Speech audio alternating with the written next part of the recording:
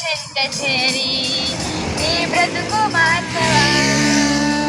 పాపములోనే బ్రతుకుచున్న చెడుదు నీ దేహము, పాపములోనే మరణించిన తప్పదు నరకము.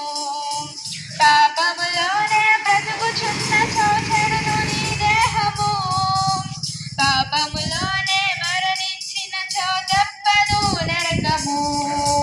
ఓ మానవా, నీ పాపం మానవా, యేసయ్య చెంత చేరి నీ బ్రతుకు మార్చవా.